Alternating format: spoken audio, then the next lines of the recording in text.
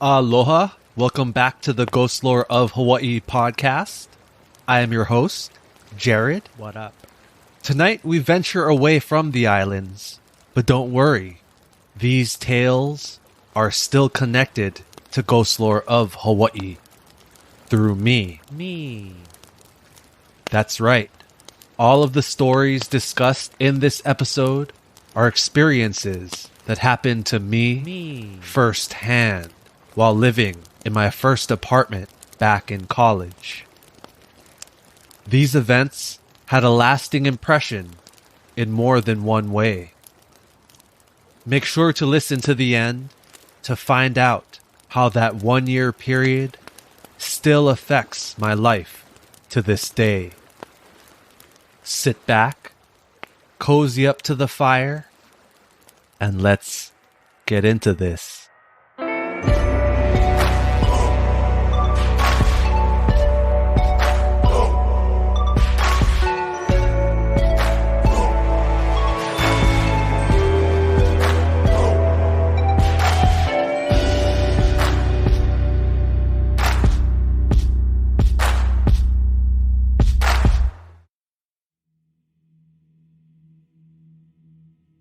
Chapter 1. Moving in and meeting the neighbors.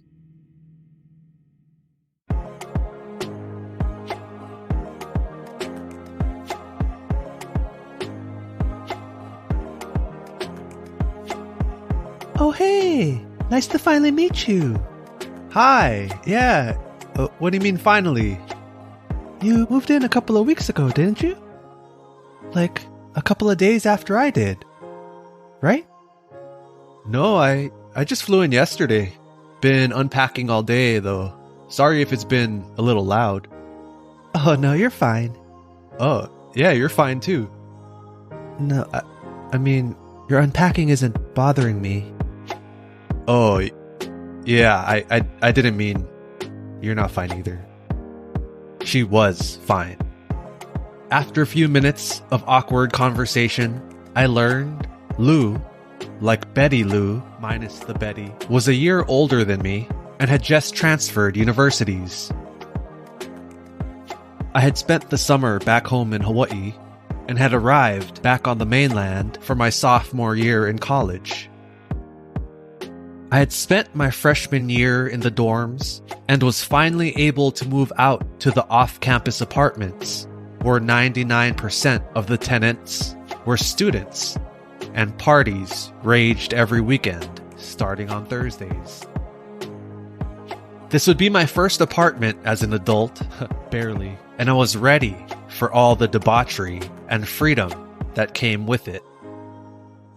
My roommate, who was also from Hawaii, was a female friend I'd hung out with a lot my freshman year, who was still back home in Hawaii on summer break. Are you okay? You kinda just started staring off into space for a bit. Lou asked, interrupting my fantasy of all the antics I'd hoped to get into this year. Yeah, are you okay? Yeah, as I was saying, I just thought I heard footsteps upstairs the other week. That wasn't you? Lilo here started barking up a storm in the middle of the night. I looked down at Lilo, her corgi mix, who stared back at me, ears pointed up with a dopey grin on his face. Nope, couldn't have been me, and my roommate flies in next week. Weird. Anyway, is your room the one with the bathroom? Yeah! Hey, you're right above my room. Oh, cool. Well, if the house is a-rockin', don't come a-knockin'. What? Just joking. It's like from an old song. No, I get it. I know the song. I just don't know why you would say that. To understand the events that would transpire over the next year, I'll need to describe the unit's floor plan. The apartment complex was made up of a bunch of triplexes, all with identical 2-bedroom, 2-bathroom floor plans stacked on top of each other. My roommate and I were on the top floor, with Lou and her roommate below us on the second. Then there was one more set of roommates below them, who neither of us had met yet. To simplify the description of the floor plan, you can think of each apartment like a square divided into 4 equal quarters. The 2 bedrooms and bathrooms were located on the top half of the square, with the living room and kitchen making up the bottom half. My roommate's bedroom was in the top left corner, and mine the top right, directly above Lou's. Yeah, we got that. The kitchen was in the bottom right of the unit, with the living room in the bottom left of the square. If you can imagine a clock, oh great, more confusing, the main entrance to the apartment was at 9 o'clock.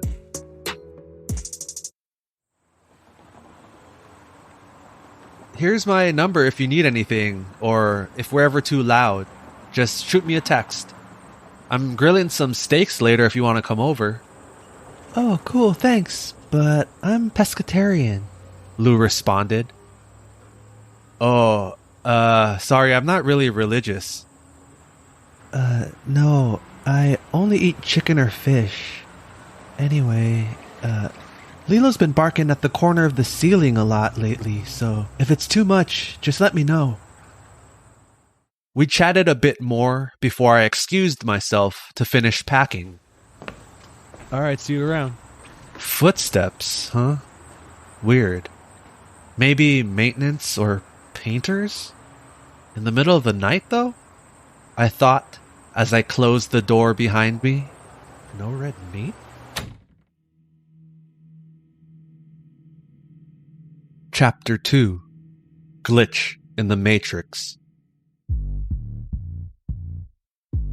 A few months into the semester, our apartment had become sort of a hangout spot. Throughout the week, any number of friends would stop by and kick it until the wee hours. Who says wee hours? Our apartment was set up with 2 couches positioned in an L shape against one corner of the living room, facing the entrance and the TV.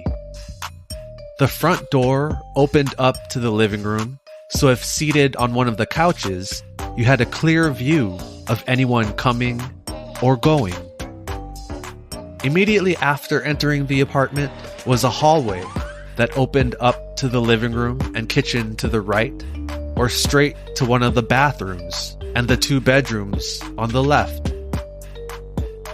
If you were to retrace your steps from the bedrooms to the kitchen, you'd walk down the hall facing the main door, then turn left into the living room, then another left towards the kitchen.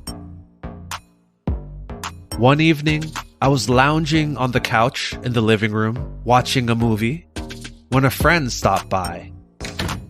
What up? Wally was a year older than me and was one of the first Hawaii transplants I met my freshman year. He and the older students from Hawaii took us youngins under their wings and helped acclimate us to the mainland. Culture shock.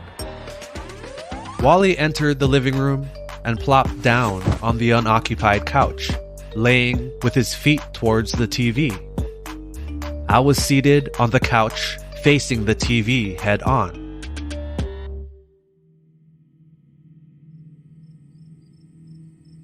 The sun had already set, turning the evening sky a midnight blue, darkening the living room. The glow of the TV pulsed as the movie played. My roommate had been studying in her room for an upcoming test and had it come out for several hours. While watching the movie, from the corner of my eye, I saw someone walk into the living room from the hallway and into the dark kitchen. Assuming it was my roommate, I thought nothing of it. However, after several minutes, one of the bedroom doors opened and my roommate casually strolled out into the living room. What up, bitches? She said as she continued towards the kitchen. So hungry. It took me several seconds to process seeing this glitch in the Matrix. You know, one of those weird, unexplainable incidents, like a bird frozen in mid-air, or deja vu. Before I could say anything, Wait, what the f***? Weren't you already in the kitchen? I saw someone walk into the kitchen. Wally blurted out. Me too, I said. I know for a fact someone entered the living room, then walked into the kitchen. Wally, confirming he saw the same thing, gave me chicken skin. Shut up, you're messing with us. You have someone over studying, I accused, laughing uncomfortably, but realized I hadn't seen anyone leave the kitchen. No, I promise. I was studying, then fell asleep. When I woke up, it was dark, and I literally just came out here for some cereal. No more Pakalolo for you dumbasses. Marks from sleep were clearly visible on my roommate's face. Wally and I looked at each other, confusion on both our faces. We broke down what we had witnessed to confirm we hadn't imagined it. Bro, I'm tripping. Someone walked in from the hallway, turned the corner, and headed towards the kitchen. Then, my roommate did the exact same thing just several minutes later. The odd thing was, neither Wally or I could make out any details of the person. Not what they were wearing, their sex, age, nothing. Just a figure casually moving from the hallway to the kitchen. We were both 100% sure we saw someone.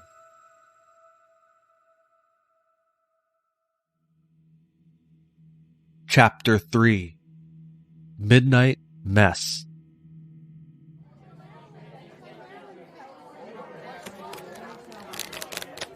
At around this time, a tiny casino had just opened up in the college town, and many of my friends got bit by the gambling bug. Many had spent all-nighters and all paychecks at the poker or blackjack tables during this time. The popularity of No Limit Texas Hold'em was also at its peak, with the World Series of Poker being televised on sports channels like ESPN. Is that a sport? It was a weird time, for sure. Everyone had one of those silver briefcases filled with poker chips. During this time, poker chips sprawled out on the dining table was a permanent fixture in our apartment. On this particular night, a friend, Joe, had passed out on one of our couches after a party hosted by my roommate and I. Bottles and red Solo cups occupied most areas of the living room.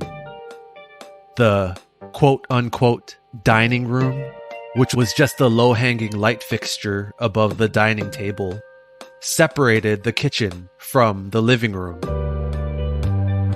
Along with being the perfect length for beer pong, the table was also awesome for poker. Stacks of poker chips were still laid out across the table from the party, next to more Solo cups, beer cans, and bottles. Everyone had long departed the party, with the exception of Joe, who had passed out on one of the couches. All windows and doors were closed and locked.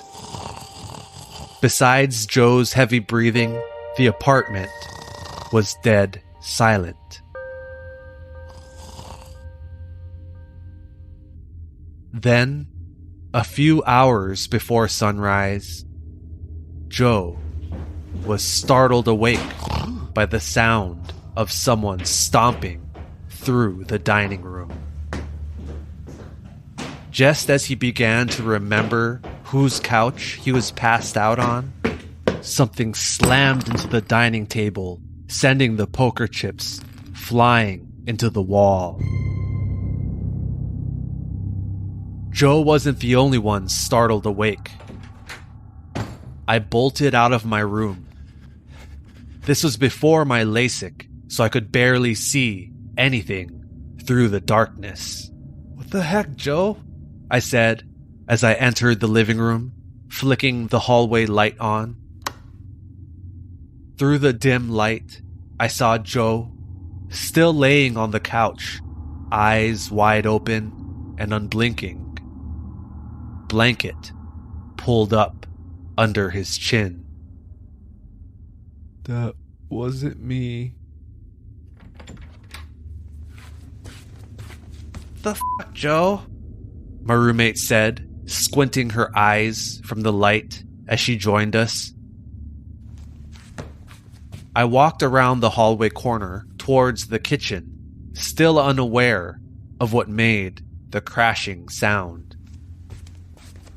As I flicked on the light that hung above the poker table, it all came together. A mess of poker chips lay scattered across the base of one of the walls. Chips of paint in the drywall marked the evidence of how hard they had been hit. Surprisingly, none of the cups or bottles, many still containing liquid, had fallen or spilled. The three of us cleaned up the mess in nervous silence. "All right, I'ma head out," Joe said. He never crashed at our place again. Come to think of it, no one else did either.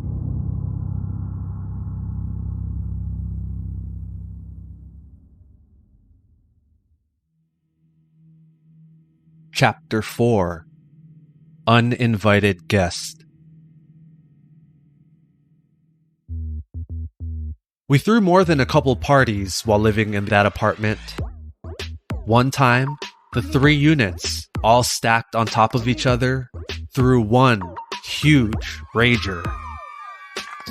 We set up a DJ booth in our apartment, which became the dance floor.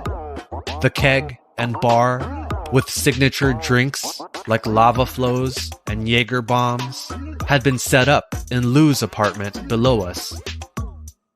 The stoner lounge, Paranormal Pakalolo, with black lights and hookahs, was on the bottom floor. After taking a breather in my room, one of my friends stuck her head in. "Hey, whose grandma is that?"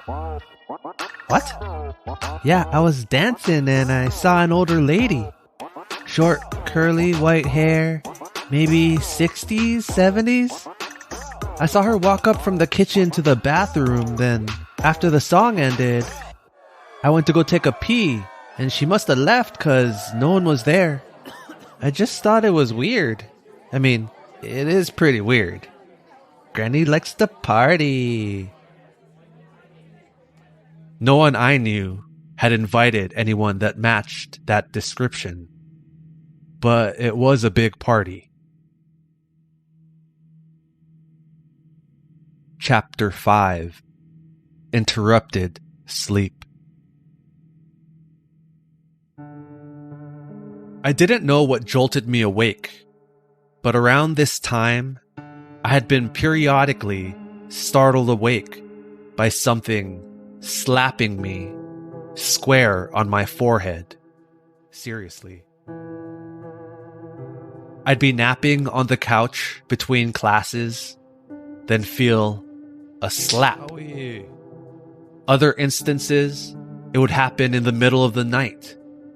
Slap. Nothing too hard, but enough to jolt me awake.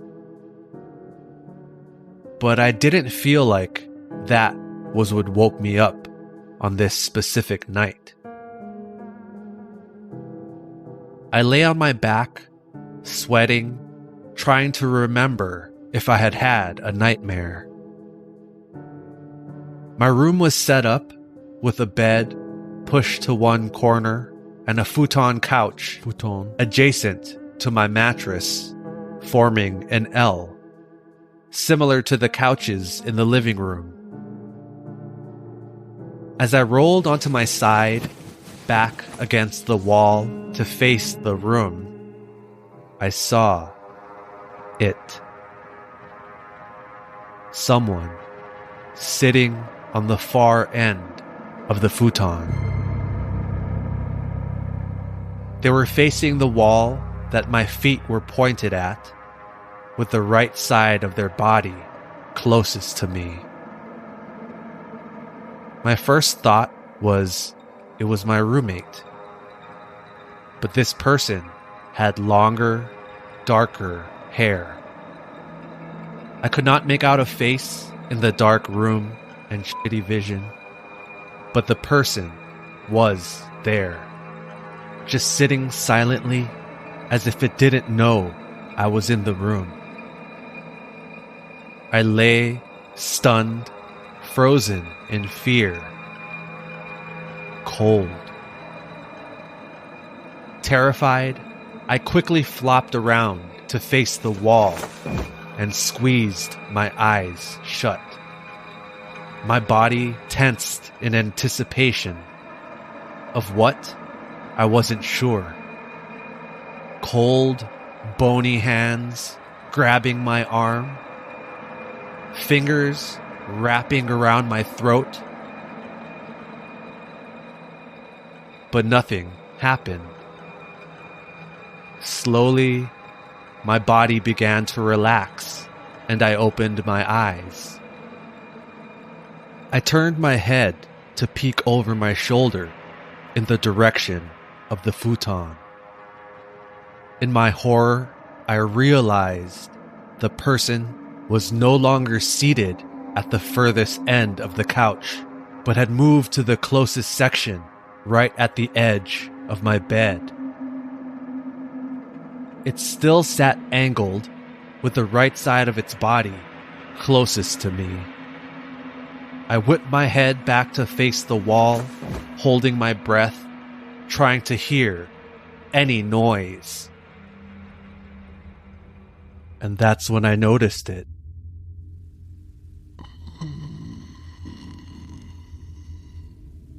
Pained breathing.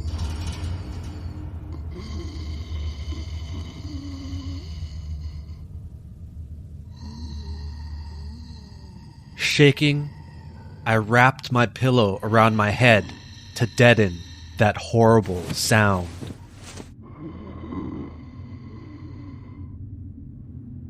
The last thing I remember was aching in my arms from the tension. I don't remember falling asleep, but the next thing I do remember was waking up to daylight. I quickly turned to the futon, the light giving me a cheat code of confidence. Nothing was there.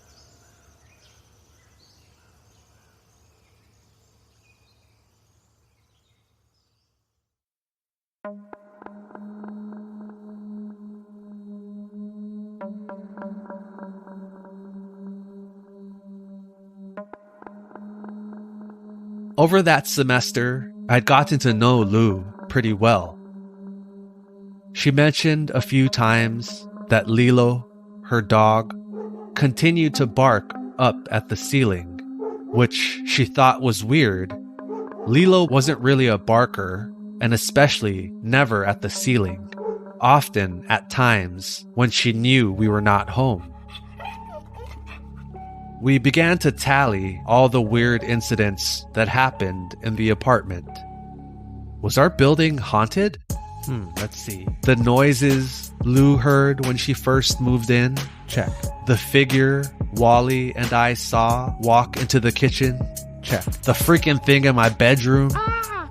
Oh, not to mention being slapped in the forehead. Ow. I was curious on WTF was going on. Did I just say WTF? Check. I mentioned it all to my dad while on the phone with him one day. He called the apartment complex to find out if anyone had previously died in the unit, but of course, they said no. Luckily, this was around the same time the incident that the episode The Haunting at the UH Manoa Part 3 was based on, involving a couple of acquaintances who could see spirits. Without providing any information, I invited one of the mediums over to see if she could sense anything. It didn't take long for her to confirm something was off about the unit.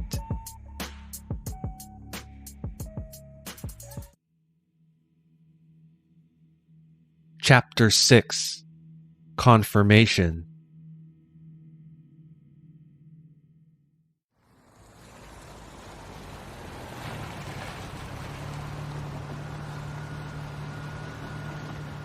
She stopped by after work one night at around 9:30.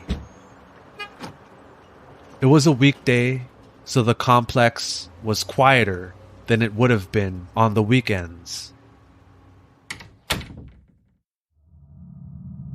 As soon as entering our apartment, she sensed a pressure or weight, like the feeling you get when your head is congested from a head cold. She walked forward through the hallway, bypassing the living room, straight towards the bathroom, facing the front entrance. She was focused on that bathroom, as if it was drawing her in. This is where it's coming from. What the fuck does that mean? Well, not it. They. Still, what the fuck does that mean? She explained there was a doorway of sorts where things, apparitions, ghosts, she wasn't sure, but they could come and go as they pleased. That don't sound too good. She said she saw an older woman, short, curly white hair, enter the hallway as soon as she walked into the apartment. She watched the elderly woman walk towards the bathroom, around the corner, into the hallway, then vanish. That's how she knew the doorway existed. I got a tingle of excitement as I hadn't mentioned anything about the old woman to this medium. She said she didn't think the spirits had a connection to any of us. They just found amusement in coming and going. Some liked to mess with us, hence the slaps on my forehead when I slept. And others came and went as if going through a repetitive cycle. There were those who just observed as if they didn't know why they were there or what their purpose was. Well, that doesn't seem too bad, and it explains the randomness of it all. I've never seen the old lady. My roommate's never been slapped awake, and both Wally and I saw the same apparition walk into the kitchen. So as long as it doesn't seem harmful, that's fine, right? Well, it's because the things that have come through are innocent enough. It's the other things you have to worry about. That's what makes these types of doors dangerous. Oh, come on. Haven't you seen Poltergeist? So what do we do? How the fuck should I know? I don't study this kind of stuff. I'm a hospitality major. I don't know anything about exorcisms. Oh shit, do we need an exorcism?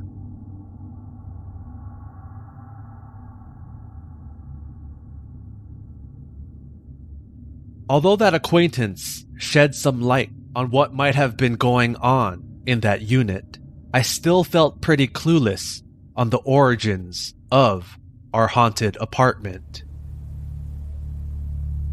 What caused this doorway to appear in the first place? Had it always been in that spot, even before the apartment complex was built?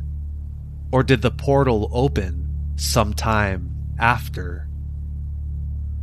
And if that's the case, was this doorway opened intentionally?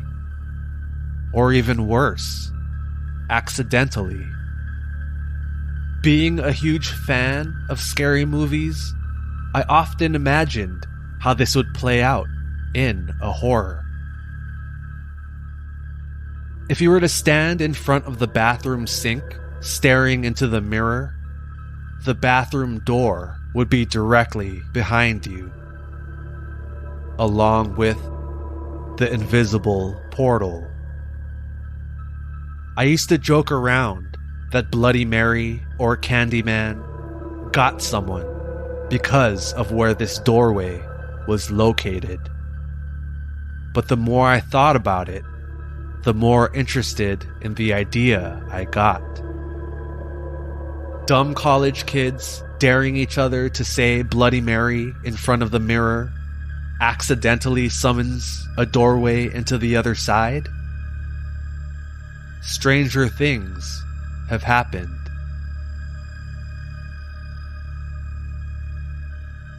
In the end, my roommate and I had just a few more months in the apartment before our lease was up and couldn't really afford to break the contract. We decided to tough it out and finish the year in the haunted apartment. Luckily, although the slapping and occasional sounds of footsteps continued, we didn't experience anything sinister or dangerous come through that portal. My roommate and I eventually moved out at the end of the year, and another pair of college students moved in. We didn't pass on any stories of the weird events and have never heard if they experienced anything themselves. All I know is those things really happened, making my first apartment experience unforgettable. But there's something else I failed to mention that won't let me forget that time in my life. Once in a while, every couple of months or so, while napping, something slaps me in the middle of my forehead.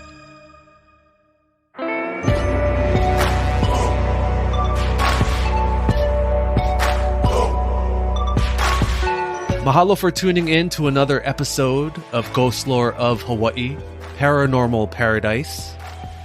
I hope you enjoyed these personal experiences. Each scenario mentioned were all real-life events I went through in that apartment. I know I lean a lot into the lighter, comedic side of things as opposed to straight horror, but I cannot stress enough how terrifying some of those incidents were at the time they happened. For instance, I got a cold chill of fright when I was told about the elderly woman seen walking through our party. She had a deadpan look on her face, like she hadn't seen the drunk college kids surrounding her. Don't even get me started on the person sitting next to my bed that one night. I must have slept with the TV on for several weeks straight as my adult nightlight. Thank you, Food Network. And I am being 100% honest with you all about the slapping I still, till this day, am awoken by those slaps to the forehead. It never happened before moving into that apartment, but continued after leaving. I really hope I am not being teabagged by a lonely spirit. Anyway, thank you again for listening. If you enjoyed this episode or any other heard on Ghostlore of Hawaii, please leave a rating and review on Spotify and Apple Podcasts. It helps me out so much. Thank you. Want more spooky content? Head over to patreon.com/Ghostlore of Hawaii to become a patron. For the price of a cup of coffee per month, patrons get access to bonus and early release episodes, free gifts, shoutouts, and a lot more. Kanaka tier patrons also get to name a character in a future story. Andrea from the final story of last week's episode was named after a loyal patron, and members Cynthia Klepang and Kit Friday named characters Wally and Lou for this episode. I also want to shout out the newest Kanaka tier patron, Janelli Bean. Thank you so much. And don't forget to check out the show notes for all the other Obake and Pele tier patrons. Thank you so much to all the patrons out there. Do you have a story or topic you'd like discussed on the podcast? You can email me at ghostlore.of.hawaii@gmail.com. Check me out on Instagram at ghostlore.of.hawaii. I post relevant and non-relevant content and am pretty active posting on my story memes. Want a free listening app that allows you to find more podcasts in the genres you like? I have partnered with Repod for that very reason. Users can share their favorite shows and even clips from their favorite episodes. You can even chat with your favorite verified hosts like me. Check out the link in the show notes to download Repod for free. All names for this episode were changed for privacy's sake.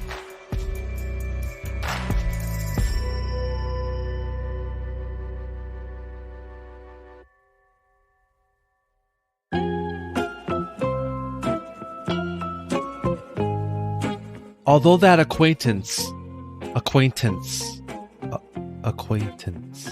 That's right. Although that acquaintance shed some light on what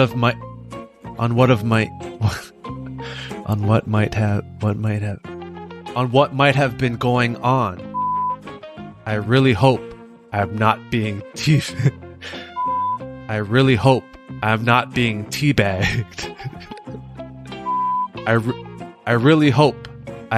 being teabagged by a lonely spirit. What's happening to this show?